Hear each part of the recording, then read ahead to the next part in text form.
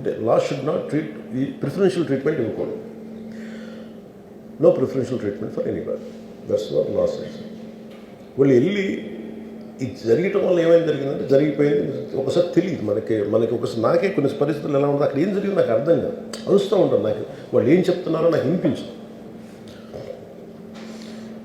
ఆవిడ పాపం చనిపోయినప్పుడు నిజం ఇట్స్ క్వైట్ పెయిన్ఫుల్. సినిమా కుటుంబం ఒక సినిమా చూడటానికి వచ్చి ప్రాణాలు కోల్పోవడం అనేది ఒక చక్కని సాయంకాలం. They want to go back to the home. ఇంటికి వెళ్ళి దే వాంట్ ఓవర్ డిన్నర్ వాళ్ళు ఇంట్లో కూర్చొని ఆ ఎక్స్పీరియన్స్ షేర్ చేసుకోవటం. అలాంటి ఈవినింగ్ ఇటువంటి ఒక కుటుంబంలో చాలా బాధాకరం. దీనికి ఏమి చేసి ఉండాల్సిందంటే గోటుతో పోయేది గొడ్డలతో అంటే ఆ ముందే నెక్స్ట్ డే వాళ్ళ ఇంటికి వెళ్ళిపోయి హీరోకి కూడా తెలియకర్లా, అల్లు అర్జున్ గారు కూడా తెలియకర్లా, ఇంకా ఎవరన్నా వెళ్ళి రైట్ ఫ్రమ్ ప్రొడ్యూసర్స్ వెళ్ళి మీ బాధలో మేము ఉన్నామని చెప్పుకోవాల్సి.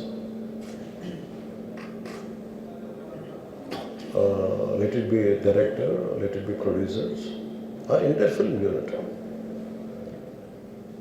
వెళ్ళి చెప్పుకుంటుంటే ఫస్ట్ అది రప్చర్ అవ్వకుండా ఉండేది. మేబీ అది చేశారు లేదు నాకు తెలియదు. దిస్ వాట్ ఐ ఫీల్, నాకు తెలియదు చేశారా అది అలా కాదు. మనం అలా కాదు, అలా దీన్ని చిన్నగా చేయకూడదు. ఒకసారి ఏమైపోతుందంటే మనం తిట్లు తినాలి. ఒకసారి ఇలాంటి సిచ్యువేషన్లో నేను it's not that I had never faced it. I also had faced it. చనిపోలేదు కానీ నలిగిపోతుంటాను. నేనే చాలాసార్లు జర్నలిస్ట్ నలిపి నేను పక్కన నవ్వుతాను. ఒకసారి పోలీసులు నలిగిపోతాను, నన్ను గార్డ్ చేయడానికి వచ్చిన పోలీసు అధికారులు నలిగిపోతాం అంటే నేను పక్కన లాగుతాను ఒకసారి. అంటే అది ఇన్స్టింక్ట్ రియాక్షన్ అనుకున్నాను. ఒకసారి నేను వస్తున్నానని చెప్పి తీగలకి ఏదో మన పోస్టులు కడతాం చచ్చిపోతారు. So what my concern is నేను వెళ్ళి వాళ్ళ ఇంటికి వెళ్ళి పరామర్శించాను. అది లోపించింది.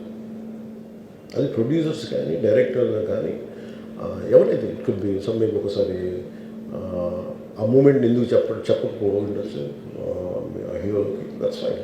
కానీ ఇంతమంది మనుషులు మేము వచ్చి ఇంత కన్సర్న్తో ఉన్నాం, we feel sorry for that. అది చెప్పుండి ఉంటే బాగుండేది. అది నాకు అనిపించిన అబ్జర్వేషన్. రెండు,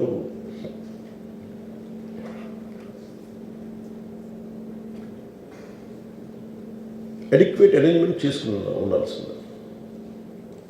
ఒకసారి అభివాదం చేయకపోతే ఏమైపోతుందంటే, and I'm trying to be as objective as I can be. ఒకసారి అభివాదం చేయకపోతే ఏమైపోతుందంటే మీకు కావాలని అది సెలబ్రేట్ చేసుకున్నట్టు కాదు. ఒకసారి లోపల ఏం జరిగిందో ఇప్పుడు ఈ రూమ్లో జరిగింది మనం అందరికీ తెలుసు, బయట ఉన్న 10,000 మందికి తెలియదు. నేను వెళ్ళకపోతే మళ్ళీ నాకు పొగరనుకుంటాను. So even hero has the thought, any hero will have thought process. లేదు అలా చెయ్యి లోపాలి, నమస్కారం పెట్టాలని బేసిక్ అది ఎంజాయ్ చేయటం కాదు. That is one aspect we have to look in to. ఆ తర్వాత at least third day he should have visited. కానీ భయం ఏముంటుంది, ఇబ్బంది ఏముంటుందో చెప్తాను. చాలా బరువు మనసుకి, మన వల్ల చనిపోయారంటే ఒక బరువు ఉంటుంది. అది ఆ ఒక్క బరువుని ఎవరన్నా వెళ్ళి హ్యాండిల్ చేసి దానికి ఒకసారి ఏమవుతుంది, 10 మంది వెళ్ళాలి. Maybe they should have taken Allu Arjun. వెళ్ళి కూర్చొని మాట్లాడి తప్పు జరిగిపోయింది, మా ప్రమేయం లేకుండా తప్పు జరిగిపోయింది, వీఆర్ సారీ, మా సాలిడారిటీ చూపిస్తున్నాం. వెళ్ళి ఆ బిడ్డ కోసం వెళ్ళి మహంకాళమ్మ గుడిలో ప్రార్థనలు చేస్తున్నారు. There are many ways to say that I'm sorry.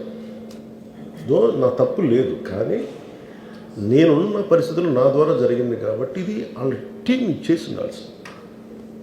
The producers and also because మీరు బ్లేమింగ్ వన్ యాక్ట్, ఒక హీరోని బ్లేమ్ చేయడం రైట్ కాదు.